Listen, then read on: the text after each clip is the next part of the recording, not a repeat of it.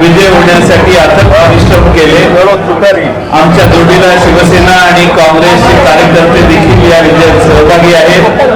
महाराष्ट्रात महाविकास आघाडीला जो विजय मिळाला त्याबद्दल महाराष्ट्रातल्या शाहू फुले आंबेडकरांच्या विचारावर श्रद्धा ठेवणाऱ्या, महाराष्ट्रात धर्मनिरपेक्ष आणि प्रगतीच्या विचाराचं सरकार असलं पाहिजे या विचारसरणीला ज्यांनी बळकटी दिली त्या सर्व कार्यकर्त्यांचे मी मनपूर्वक आभार मानतो। महाराष्ट्र कधीही पक्षफुटीच्या बाजूने राहिला नाही। जेव्हा जेव्हा पक्ष फुटण्याचं काम झालं तेव्हा त्याचा निषेध महाराष्ट्राने व्यक्त केला आणि मला खात्री आहे या खरा निषेध विधानसभेच्या निवडणुकीत महाराष्ट्र मोठ्या प्रमाणात व्यक्त करेल। ही निवडणूक ही केंद्र सरकारची होती। केंद्र सरकारच्या या निवडणुकीमध्ये देशामध्ये जे चित्र होतं त्यामध्ये काही महत्वाचे मुद्दे हे सत्तारूढ पक्षाच्या विरोधात गेले, ज्याला महाराष्ट्राने अधिक चांगला प्रतिसाद दिला आणि म्हणून आम्हाला सगळ्यांना खात्री आहे की लोकसभेत जसं मतदान महाराष्ट्राच्या जनतेनं महाविकास आघाडीच्या बाजूने आदरणीय शरद पवार साहेब, उद्धवजी ठाकरे आणि राहुल गांधी यांच्या बाजूने केलं, त्याचबरोबर आमचे दोन्ही कम्युनिस्ट पक्ष, समाजवादी पक्ष, शेतकरी कामगार पक्ष हे सगळे आमचे जे इतर मित्र पक्ष होते त्यांनी देखील महत्वाची भूमिका बजावली आणि महाराष्ट्रात हा विजय खेचून आणला। त्या महाराष्ट्रातल्या सगळ्या कार्यकर्त्यांचे मी मनपूर्वक अभिनंदन करतो आणि आभार देखील मानतो। मला खात्री आहे की या ठिकाणी रिपब्लिकन पार्टी ऑफ इंडियाचे काही गट देखील आमच्या बरोबर कार्यरत होते, त्याबद्दल देखील त्यांचे सगळ्यांचे आभार मानले पाहिजेत। अनेक अशा संघटना आहेत की ज्यांनी महाराष्ट्रात जनजागृती केली, विशेषतः डॉक्टर विशंबर चौधरी यांनी महाराष्ट्रभर फिरून जनतेच्या समोर काही महत्वाचे मुद्दे आणण्याचं काम केलं। ॲडव्होकेट सरोदेंनी देखील काम केलं, आमचे निखिल वागळेंनी देखील काम केलं। म्हणजे महाराष्ट्रामध्ये पुन्हा जनजागृती करण्याचं काम या सगळ्याच महाराष्ट्रातल्या वेगळ्या क्षेत्रात काम करणाऱ्या धुरीणांनी केलं। ते राजकारणात नाहीये, राजकारणाशी संबंध नाही, पण देशाचं भलं व्हावं आणि देशात महात्मा गांधींचा विचार पुढे गेला पाहिजे हा आग्रह करणाऱ्या सगळ्यांनी याच्यात परिश्रम घेतले। त्या सर्व घटकांचे देखील मी मनपूर्वक आभार मानतो। खरं म्हणजे महाराष्ट्राने सूर्याजी पिसाळ या व्यक्तिमत्वाचं कधी समर्थन केलं नाही आणि त्यामुळं महाराष्ट्रभर आज शिवसेना असो किंवा राष्ट्रवादी काँग्रेस असो किंवा कुठलाही पक्ष फुटला तरी त्यातनं पक्षातून बाहेर गेलेल्यांचं समर्थन करायचं नाही, ही मानसिकता महाराष्ट्राची आहे आणि म्हणून महाराष्ट्र शाहू फुले आंबेडकरांचाच होता आणि या निवडणुकीत पुन्हा एकदा शाहू फुले आंबेडकरांचाच विचार पुन्हा एकदा महाराष्ट्रात विजयी झालाय। कोल्हापूरचे छत्रपती श्रीमंत शाहू महाराज यांचा विजय आणि त्यांनी घेतलेली उमेदवारी ही महाराष्ट्रालाही संदेश देणारी होती की शाहू फुले आंबेडकरांचा महाराष्ट्र आहे आणि तो महाराष्ट्रच त्यांचाच राहील, त्या विचाराचा राहील। आज आदरणीय पवार साहेबांनी महाराष्ट्रभर प्रचंड सभा घेतल्या, याही वयात महाराष्ट्रभर फिरत होते, रात्रंदिवस त्यांनी परिश्रम घेतले। जवळपास 3 ते 4 सभा एकेका दिवशी आणि काही दिवशी तर 5 ते 6 सभा त्यांनी केल्या आणि अथक परिश्रम पवार साहेबांनी केल्यामुळं महाराष्ट्र हा जागृत ठेवण्याचं आणि महाराष्ट्रातल्या आमच्या दुसऱ्या तिसऱ्या फळीतल्या कार्यकर्त्यांना प्रोत्साहन देण्याचं काम पवार साहेबांच्या सभांनी केलं। महाराष्ट्रात 10 उमेदवार राष्ट्रवादी काँग्रेसने उभे केलेले, त्यातल्या 7 उमेदवार जवळपास आता विजयी झालेले आहेत असं दिसतं आणि त्यामुळं एक चांगला स्ट्राईक रेट राष्ट्रवादी काँग्रेसनं सिद्ध केलेला आहे। आमचे 2 उमेदवार बीड असेल किंवा सातारा असेल हा आमचा अनपेक्षित घसरता पराभव आहे आणि त्यामुळं मला वाटतं बीडची मतमोजणी अजून चालू आहे, पण आम्ही तिथं कमी पडलोय। आता शेवटच्या फेऱ्यांमध्ये किती कव्हर होतंय मला माहीत नाही, त्यामुळं अन्यथा महाराष्ट्रातल्या 7 ठिकाणी अतिशय उत्तम विजय मिळवलाय। सुप्रियाताई सुळे या इथं आज स्वतःहून आलेल्या आहेत। सुप्रियाताईंचा विजय हा महाराष्ट्रातलाच नाही तर देशातल्या चर्चेचा विषय झालेला होता आणि प्रत्येक जण महाराष्ट्रातल्या 47 जागांवर फार चौकशी करत नव्हतं, पण बारामतीच्या 48वी जागा काय होणार याची चर्चा देशभर चाललेली होती. देशाच्या बाहेरच्या लोकांनाही काळजी होती की बारामतीत काय होणार. आणि मला अतिशय अभिमान आहे की सुप्रियाताईंचा विजय हा जवळपास 1,53,000 मतांनी विजयी झाला. असा गवगवीत आणि मोठा विजय इतकी प्रतिकूल परिस्थिती असताना सुप्रियाताईंनी मिळवून दाखवला. याचं श्रेय मी सुप्रियाताईंच्या जनसंपर्काला देईन. पूर्ण वेळ एक खासदार स्वतःच्या मतदारसंघात किती देऊ शकतो आणि तेवढाच 100% हजेरी लोकसभेत कशी दाखवू शकतो याचा एक आदर्श सुप्रियाताईंनी घालून दिलेला आहे. सुप्रियाताई या म्हणूनच संसद रत्न वारंवार होतात. त्यांच्या संसद रत्न होण्याच्या बद्दल टीका झाली, पण संसद रत्न काय असतो हे बारामतीच्या लोकसभेच्या मतदारांनी आज देशाला पुन्हा एकदा दाखवून दिले. आमचे दोन्ही संसद रत्न सुप्रियाताई सुळे आणि डॉक्टर अमोल कोल्हे हे मोठ्या विजयानं आज विजयी होत आहेत, फरकाने विजयी होत आहेत. आणि उरलेले आमचे सगळे निलेश लंकेचा विजय देखील एक सामान्य कार्यकर्ता कसा धनशक्तीच्या विरोधी लढू शकतो, सर्व साधनांच्या विरोधी लढू शकतो हे निलेश लंकेने सिद्ध केलेलं आहे. त्यामुळं पैसा फार महत्त्वाचा नसतो, प्रतिमा महत्त्वाची असते आणि लोकांच्यात मिसळणं जास्त महत्त्वाचं असतं. त्या निलेश लंकेंचंही अभिनंदन.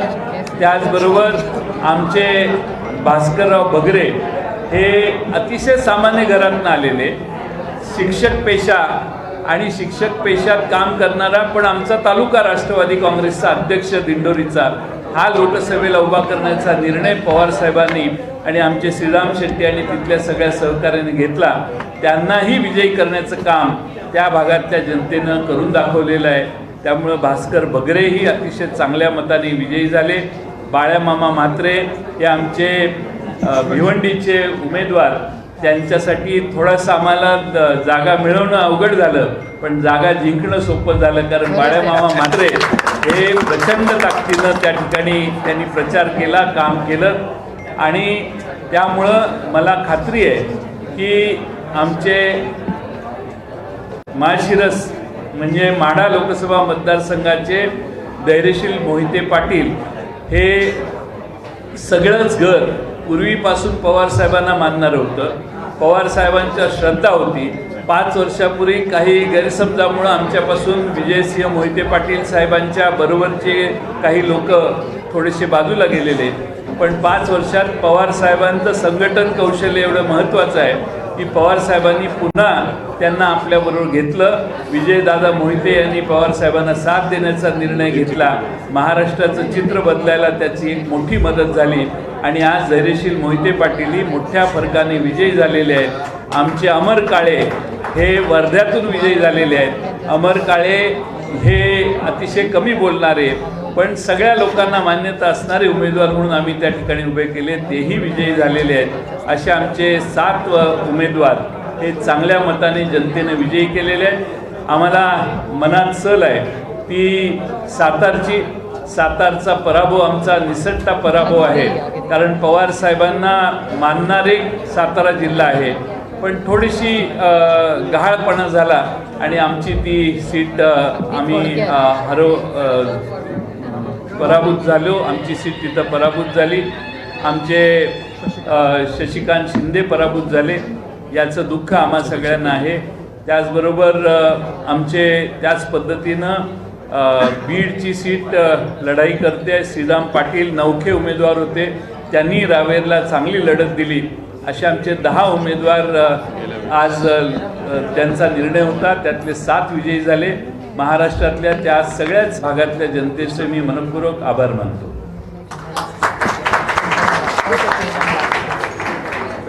सर तुम्ही असं म्हटलेलं आहे की महात्मा गांधी तुम्ही बोलायचं सर त्यांचं झालंय का नाही? त्यांना ह्याला जायचं ना, मिरवणुकीला जायचंय. इथं बसून ते बोलणार आहेत. तुमची मिरवणूक आहे ना आता. तुम्ही मुलाखत द्या ना. सर तुम्ही म्हणालात की महात्मा गांधी यांचा विचार जो आहे, महात्मा गांधी यांचा विचार पुढे आम्ही नेण्याचा प्रयत्न केला, पण ज्यांनी महात्मा गांधी यांच्या संदर्भात प्रश्नचिन्ह उपस्थित केलं त्यांना हा मोठा धडा मिळाला असं म्हणू शकतो का? हो, नक्कीच. महात्मा गांधी यांच्या बाबतीतही महाराष्ट्रात भारताला आणि जगाला महात्मा गांधी 1982 साली कळले असा काहींचा समज होता. त्यांचीही समजूत भारतातल्या जनतेने दुरुस्त करण्याचा प्रयत्न यातून केलेला आहे.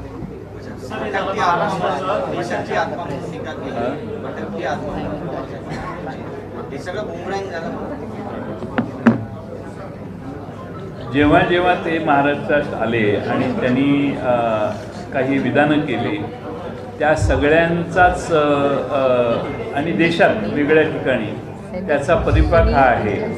तरी एका बाजूला प्रचंड संपत्ती, पैसे प्रचंड खर्च करण्यात आले. सर्व साधनं आणि सर्व सरकारी व्यवस्था ही आमच्या विरोधात असताना जनतेने आम्हाला कौल दिलेलं आहे. आणि आपल्याला काही आकडे जर सांगितले की कुठल्या भागात किती खर्च करण्यात आलेला आहे आणि किती पैसे वाटण्याचं काम झालं, निवडणूक आयोग डोळे बंद करून बसलेला होता. आणि देशभर मला महाराष्ट्राचा अनुभव आहे, महाराष्ट्रात प्रचंड पैशाचा वापर झाला असं म्हटलं तर वावगं ठरणार नाही. आणि त्यामुळं एवढा प्रचंड वापर करून देखील महाविकास आघाडीला फार मोठे यश मिळाले. म्हणजे महाविकास आघाडी, मी नेहमी म्हणायचो 32 ते 35 जागांवर आम्ही विजयी होऊ, ते खरं होतं. तर काही ठिकाणी आमचा पैशामुळे पराभव झाला असं म्हटलं तर वावगं ठरणार नाही. तर देशामध्ये काही महत्त्वाच्या घडामोडी या चित्र काही माहीत नाही मला, ते केंद्रीय स्तरावरचा प्रश्न आहे, त्याच्याबद्दल मी बोलणं योग्य नाही. आता आमचे जितेंद्र आव्हाड या ठिकाणी बोलतील. इथेच राहू दे. तुम्ही उठा, म्हणजे तुम्ही बसताय काय तिथे? या. थांबा, तुम्ही कशाला आलता? नाही इथं बसतील मी व्यवस्थित. तुम्ही आज जा.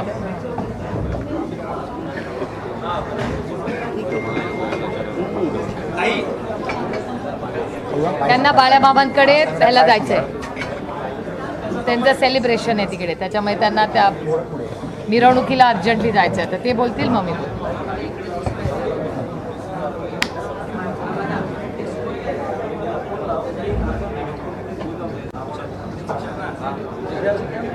साहेब काय सांगाल? मोठा विजय हा राष्ट्रवादीला मिळालेला आहे. अनेक ठिकाणी झाल्या, यंत्रणा वापरून झाले, आरोप प्रत्यारोप झाले, कसं पाहतो? प्रत्यारोप नाही झाले, आरोपच झाले. रामकृष्ण माझा ते आरोपच फायदेशीर. साहेबांना घराच्या बाहेर काढणं, साहेबांच्या वयाबद्दल बोलणं, साहेबांना भटकती आत्मा बोलणं, साहेबांना शेवटचं भाषण कधी होणार असं विचारणं, महाराष्ट्राच्या सुजाण जनतेला कधीच पटत नाही. आणि त्याच्यामुळे सुजाण जनतेने निर्णय घेतला. ज्या प्रकारची गद्दारी झाली, जी जयंत पाटील साहेबांनी सांगितलं की महाराजांशी गद्दारी केलेल्या खंडोजी खोबरेला आणि सूर्याजी पिसाला महाराष्ट्राने कधी जोडलं. त्यामुळे जो अंडरकरंट म्हणता, तो अंडरकरंट कसला होता? तर तो अंडरकरंट गद्दारीच्या विरोधातला होता. महागाई होती, 30% भ्रष्टाचार होता, अनएम्प्लॉयमेंट बेरोजगारी होती, आंतरराष्ट्रीय स्तरावरती भारताची होत असलेली नाचक्की होती, चायनामधनं आलेलं सैन्य होतं. या सगळ्या गोष्टी जरी विचारात घेतल्या तरी अंडरकरंट हा गद्दारी विरुद्ध होता आणि महाराष्ट्राच्या जनतेने प्रचंड राग काढून टाकला. 400 जागा मिळतील अशी इतर भाजपच्या नेते जे जिंकून आले, नरेश मस्के सुद्धा जिंकून आले, लोकांना आता आशा वाटते की इतक्या मतांनी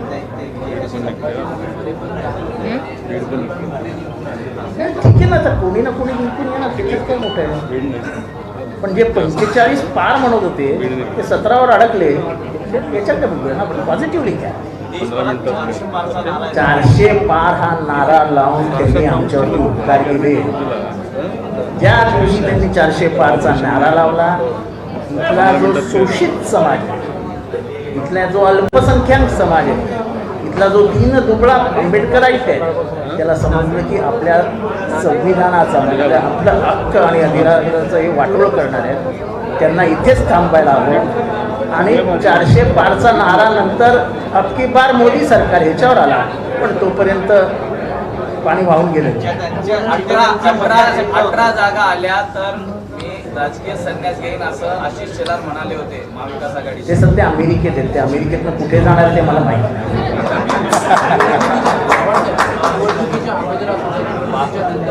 बारामतीच्या जागेवरनं अनेक जणांनी अशी उत्तरं दिली की आम्ही देवेंद्र फडणवीस सुद्धा जे भावबंद करत होते ते पुन्हा बारामतीत दिसणार नाही तर दिसले तर दोष होईल असं म्हटलं होतं. हे बघा कोण काय म्हटलं होतं ना ह्याच्यावरती मला काही बोलायचं नाही. एकदा झाली निवडणूक झाली सगळं संपलं. आमची ताई विजयी झाली बस झालं. जनतेने सगळी उत्तरं देऊन टाकली.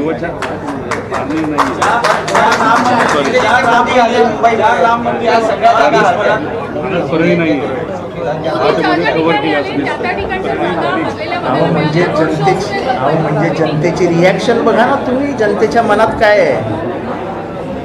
आमच्या तोंडात तर कशाला काढता. तुम्ही स्वतःच सांगता की ते ज्या ज्या जागी आले त्या त्या जागी ते हरले.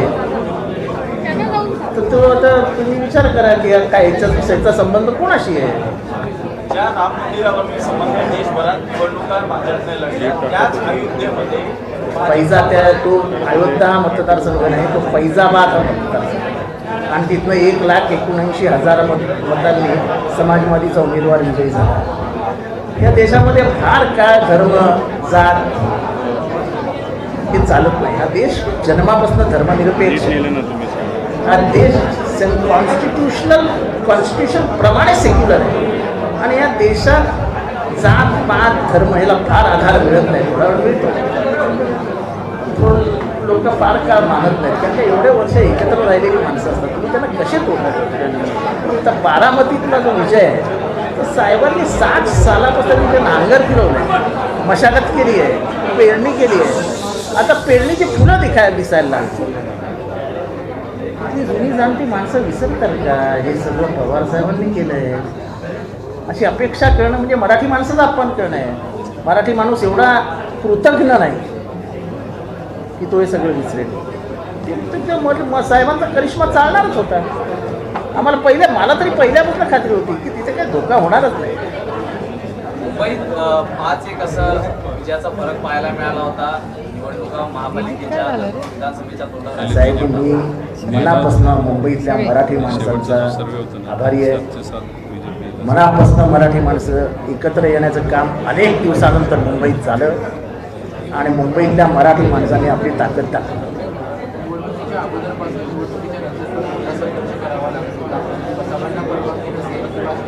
असं आहे की ते मी आज पहिल्यांदा इथं सांगतो व्हेरी मच की ज्या पद्धतीने पोलीस यंत्रणेचा गेले अडीच वर्ष वापर झाला ती पद्धत कुठल्याही सरकारला शोभणारी नाही. ठीक आहे आणि करते. प्रेस चालू आहे. त्याचा एक त्याला काय म्हणतात रिफ्लेक्शन हे येतच राहणार. तुम्ही कायम ह्याला पोलिसांना ह्याच्या मागे लाव त्याच्या मागे लाव त्याच्या मागे लाव. पोलीस हे काय तुमच्या घरचे जावई नाही आहेत. पोलिसी यंत्रणेचा आणि शासकीय यंत्रणेचा वापर करून तुम्हाला निवडणुका जिंकता येत नाहीत हे या जनतेने दाखवून दिलं. त्याबद्दल सगळ्या महाराष्ट्रातल्या तमाम जनतेचे आभार. खास करून राष्ट्रवादीचे कार्यकर्ते शिवसेनेचे कार्यकर्ते काँग्रेसचे कार्यकर्ते यांचे मनापासून आभार. या सगळ्यांच्या संयुक्त प्रयत्नाने हे मिळालेलं यश आहे. पण मला एकच सांगायचं आहे की शरद पवार हे महाराष्ट्राच्या राजकारणातले केंद्रबिंदू आहे हे परत एकदा महाराष्ट्राच्या जनतेने दाखवलं. चालला तुम्ही हो ताईला बसू द्या तिथे. BBC वर आवाज काय काय करून जातात.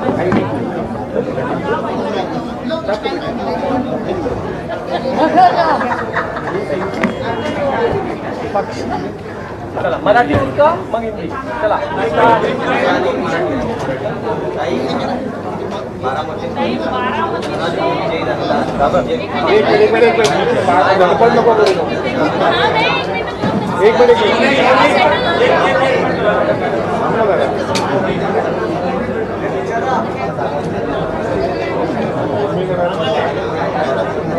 त्यांचे पण कपडे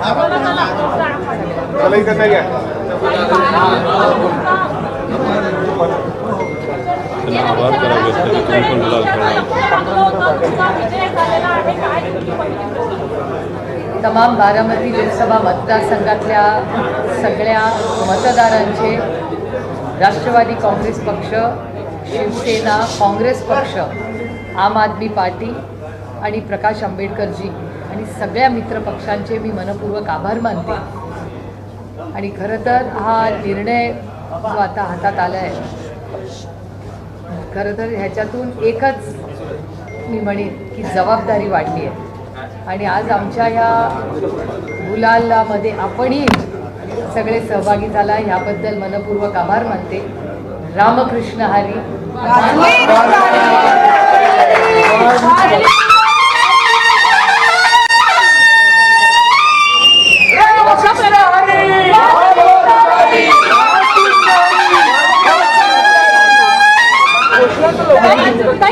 अशा प्रकारे ही जी लढत झाली, अशा प्रकारे लढत खरं तर होऊ नये अशी अपेक्षा राजकारणात नेहमी केली जाते.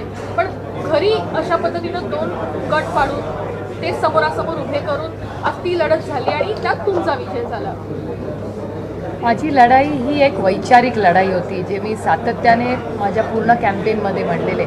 माझी लढाई ही वैचारिक असते आणि कधीही मी वैयक्तिक टीका भारतीय जनता पक्षावरही कधी फ्लोअर ऑफ द हाऊस किंवा संसदेत ही केलेली नाही, कारण का माझी वैयक्तिक कुणाचीच लढाई नाही आहे. ही एक वैचारिक लढाई आहे आणि त्याच्यामध्ये महागाई, बेरोजगारी आणि भ्रष्टाचार या ज्या पद्धतीने महाराष्ट्र आणि देशाच्या जनतेने दाखवून दिलं आहे की हे देशासमोरची सगळ्यात मोठी आव्हानं आहेत, म्हणजे महागाई, बेरोजगारी आणि भ्रष्टाचार.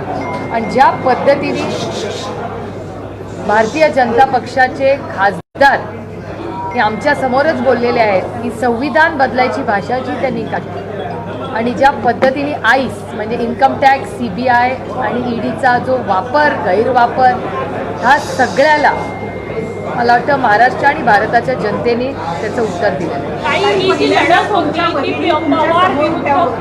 त्या राजकारणात पहिल्यांदाच निवडणूक लढलेल्या आहेत, त्यांनी जी लढत दिली त्याबद्दल तुम्ही काय म्हणता? माझी लढाई वैयक्तिक कुणाचीच नव्हती. माझी वैयक्तिक लढाई NDAशी होती. त्याच्यामुळे कोणीतरी कॅन्डिडेट उमेदवार माझ्या विरोधात उभा राहणार तर तो NDAचा कॅन्डिडेट होता माझ्या. ताई, तुम्ही जसं म्हटलंय की भ्रष्टाचार, बेरोजगारी हे महत्त्वाचे मुद्दे होते, महागाई हे महत्त्वाचे मुद्दे होते, पण कुठेतरी मूळ सरकार जे आहे ते या मुद्द्यावरून भरकटत चाललं होतं का? वेगळ्याच मुद्द्यांकडे ही लढाई जी आहे ती नेण्याचा प्रयत्न केला गेला होता का? आता जे त्यांनी केलं ते केलं, आम्ही आमचे मुद्दे सोडले नाही. ही लढाई जी होती ती पवार विरुद्ध पवार होती. जेव्हा ही निवडणूक झाली तेव्हा सुद्धा तुम्ही अजित पवारांच्या घरी गेलेला होता तुमच्या काकींना भेटायला. आता हा विजय झाल्यानंतर तुम्ही अजित पवारांना आणि तुमच्या बहिणींना काय सांगाल? मी त्यांच्या घरी नाही, मी माझ्या घरी गेले होते. ते पवार फॅमिलीचं घर आहे. जेवढं माझं घर आहे तेवढंच रोहितचं आहे, तेवढंच रेवतीचं आहे. आमच्या सगळ्यांचं फॅमिलीचं घर आहे, ते वैयक्तिक कोणाचंच घर नाही. आणि माझ्या काकी राहतात, त्याच्यामुळे माझ्या काकींचं घर आहे. तिथून तुमचं अभिनंदन करण्यात आलं का? तुम्ही काय सांगाल आता अजित पवारांना आणि सुनेत्रावर? माझ्यापेक्षा दोघं वयाने खूप मोठे आहेत, वयाने पण मोठे आहेत आणि नात्यानेही मोठे आहेत. तुम्हाला वाटतं की नात्यांचा वापर या राजकारणामध्ये काही अदृश्य शक्तीने करण्याचा प्रयत्न केला? अदृश्य शक्ती काय काय करू शकते आपण सगळ्यांनी पाहिलेलंच आहे. त्याच्यामुळे आता अदृश्य शक्ती त्याबद्दल अजून काही मी बोलणं मला वाटत नाही संयुक्तिक राहील. आदरणीय पवारसाहेब नक्कीच उद्या दिल्लीला जाणार आहेत. आता त्याच्या डिटेल्सची वाट बघतोय आम्ही, किती वाजता कुठे मॅडम, ज्या पद्धतीनं खरं तर वोटिंग झालं, जे आकडे समोर आले, अत्यंत मोठं यश आपण खरं तर इंडिया आघाडीला म्हणू शकतो. कुठेतरी देशाचं नेतृत्व बदलण्यासंदर्भातली बैठकीमध्ये चर्चा होऊ शकते का, किंवा त्यासाठीचे प्रयत्न होऊ शकतात? हे आत्ता नाही मी सांगू शकत मीटिंग झाल्याशिवाय, पण हे राष्ट्रवादी काँग्रेस पक्षाच्या सगळ्या कार्यकर्त्यांचं आणि आमच्या मित्र पक्षाची मेहनत याच्या मागे आणि माननीय जयंतरावांच्या नेतृत्वाखाली आम्ही महाराष्ट्रात हे लढलो आहे. त्याच्यामुळे ह्या सगळे आमच्या कॅप्टन इथे बसलेले आहेत, त्याच्यामुळे सगळं आमच्या कॅप्टनला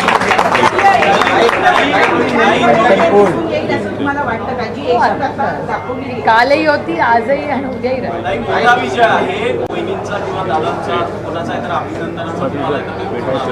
नाही, मला फोनच गेला म्हणजे नंतर आम्ही काउंटिंग हे ते या सगळ्यामध्येच गडबडीत आहोत सर. आणि तुम्ही बघताय कार्यकर्त्यांचा एवढा उत्साह आहे आणि बाकीचे आमचे कॅन्डिडेट्स किती निवडून येत आहेत या सगळ्याच्या मध्ये आम्ही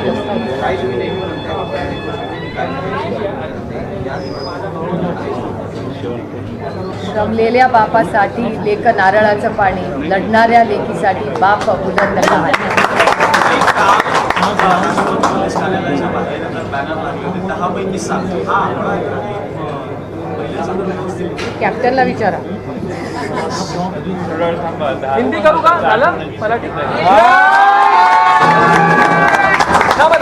हिंदी में बीडच्या सोबतीचा निकाल लागला.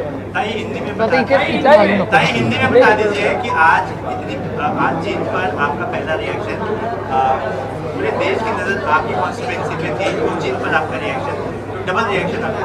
नहीं, ये तो पूरा क्रेडिट महाविकास आघाड़ी और हमारे जो मित्र पक्ष है और तमाम कार्यकर्ता जिन्होंने मेहनत की उनको जाता है. सर नहीं एक सवाल ये है कि पवार वर्सेस पवार करने की कोशिश की गई. उस वक्त आपने कहा कि ये सब बीजेपी कर रही है, इसके पीछे बीजेपी. अब खुद बीजेपी जो है इस वक्त 240-45 के आसपास है, उनके पास भी वो फिगर नहीं जहाँ वो अकेले के दम में सरकार बनाए. तो बीजेपी हमेशा प्रेशराइज करती रही. क्या अब लगता है कि परिवार पास आ सकते हैं, अब वो दूरियां जो शायद बीजेपी के प्रेशर की वजह से बनी वो कम हो सकती है? एक तो ये लड़ाई वैचारिक थी, ये हमारी कोई फैमिली की लड़ाई नहीं थी. और मेरे ख्याल से कल इंडिया की मीटिंग है कल दिल्ली में, तो तब बहुत सारे और कल तक सारे रिजल्ट आ जाएंगे. उसके बाद हम सब इंडिया आघाड़ी की मीटिंग में जो चर्चा होगी उसके बाद ही इसके बारे में मैं कुछ बोल पाऊँगी. अजित पवार को आप क्या कहना चाहेंगी? जब प्रचार चला तो जिस तरीके की उन्होंने भाषा का इस्तेमाल किया, जिसका कंटेंट उनके भाषण का रहा, वो आपके लिए दुख देने वाला रहा होगा कि इतने स्तर पर तो जाने की ज़रूरत नहीं है. मेरे ख्याल से मुझ पे जो संस्कार हुए अपने उम्र से और ओहदे से बड़े, उनके बारे में कभी कुछ कहना नहीं चाहिए. इसके अलावा ये है कि हम अगर राष्ट्रीय स्तर पर देखें तो उमर अब्दुल्ला हारते हुए हमें नज़र आते हैं. कन्हैया कुमार जो हैं वो दिल्ली से बहुत तगड़ा टक्कर दे रहे थे, वो नहीं आ जा पाए. आपकी स्थिति इतनी अच्छी नहीं रही दिल्ली में. ये जो पूरा अलायंस जो है अच्छा कर रहा है, लेकिन कई जगहों पे उनको जो कहें कि बहुत अच्छी कोशिश होनी चाहिए, शायद होती हुई नज़र नहीं है. नहीं, अभी कल जब इंडिया की मीटिंग होगी उस पर हर सीट पे चर्चा होगी.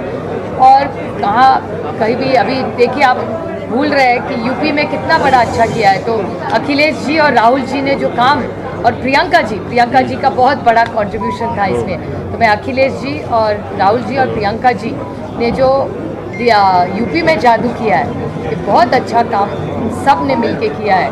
तो मैं उन तीनों का बहुत और उनके सारे कार्यकर्ताओं का अभिनंदन करती हूँ. लगता है नीतीश कुमार और बाकी के अलायंस जो दूर चले गए थे वो पास आ जाए तो सरकार बन सकती है. गवर्नमेंट आप दे सकते हैं. पूरा रिजल्ट जब तक ना आए और कल की इंडिया की मीटिंग जब तक ना हो तो कुछ बोल नहीं सकते. हम इंडिया की बहुत जल्दबाजी होगी बोलना. ये भी चर्चाएं चल रही है कि बिहार के मुख्यमंत्री के लिए भी उप प्रधानमंत्री का एक ऑफर दिया गया है कि मैंने तो नहीं सुना है. महाराष्ट्र के कौन से ऐसे कॉन्स्टिट्यूंसीज आपको लगता है कि जीत गए होते तो बहुत अच्छा होता, जिसके हाथ जो है आपको बहुत सातारा और रावेर दोनों में हमको बहुत दुख हुआ, क्योंकि हमारी बहुत अपेक्षा थी और हमारा कैंडिडेट भी बहुत अच्छा था. सातारा हमें बहुत दुख हुआ. रावेर में भी बहुत कोशिश की, लेकिन यश नहीं. आप अगले बार और मेहनत करेंगे. लगता है आने वाले समय में जिस तरीके से आप लगातार आईस के बारे में यानी ईडी और सीबीआई कहती रही, लगता है वो पॉलिटिक्स जो चली है अब उसके खत्म होने का दौर खत्म हो जाएगी. पॉलिटिक्स होना ही चाहिए. एक सशक्त लोकशाही में, लोकतंत्र में ऐसे गलत सरकार का व्यवहार किसी की सशक्त लोकतंत्र के लिए अच्छी बात नहीं है. इसके अलावा जो हम स्थिति देख रहे हैं, खासकर जिन्होंने पार्टियां तोड़ी, पार्टियां छोड़कर अलग हुए, हम अजित पवार की बात कर रहे हैं, एकनाथ शिंदे की बात कर रहे हैं, लोगों ने उनको सबक सिखाया ऐसा आपको लगता है? मेरे ख्याल से रिजल्ट आ चुका है. हर चीज़ में टिप्पणी करना कोई ज़रूरी नहीं है. Thank you. काही एकीकडे अनेक यंत्रणा मोठ्या प्रमाणाच्या आहेत त्या विरोधकांना घेरून होत्या, दुसरीकडे चिन्ह बदललेलं होतं, तिसरीकडे पक्षफुटीचं एक राजकारण बघायला मिळालं. इतक्या सगळ्या गोष्टींमध्ये देखील इतकं घोघवीत यश मिळालं. जनतेने नेमका कुठला फॅक्टर बघितला? महागाई, बेरोजगारी आणि भ्रष्टाचार आणि कार्यकर्त्यांचं कौतुक की कार्यकर्त्यांनी कष्ट करून चिन्ह गाव वाडी वस्तीवर पोहोचवलं. एक शेवटचा प्रश्न विचारते ताई, एकीकडे जे आहे ते विरोधक म्हणजे आता सत्ताधारी अशा पद्धतीनं आरोप करत आहेत की महाविकास आघाडीच्या यशाला एम फॅक्टर जास्त महत्त्वपूर्ण ठरला आणि पाकिस्तानातून काही फतवे निघाले म्हणून त्यांना यश मिळालं असा आरोप केला जातो. मला नाही माहिती बाबा काय आहे. कई चुनाव में तुतारी चिन्ह नया रहा. तू बरोबर, मी कसं त्यांना सोडणार, तू बरोबर. एक आखिरी सवाल है.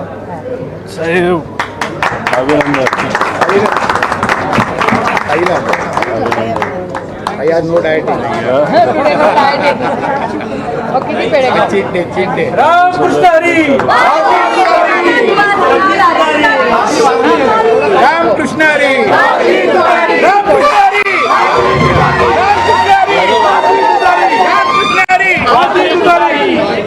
अजून एक काय एक आखिरी सवाल. तुम्ही इथं बसून यांनी फार काम केलंय. वाढदिवस पण आहे. अरे वा केक नाही आणला का कोणी मग? अजून एक इकडे. हा वर्माजी पेढा नाही का? पुरा द्या त्यांना.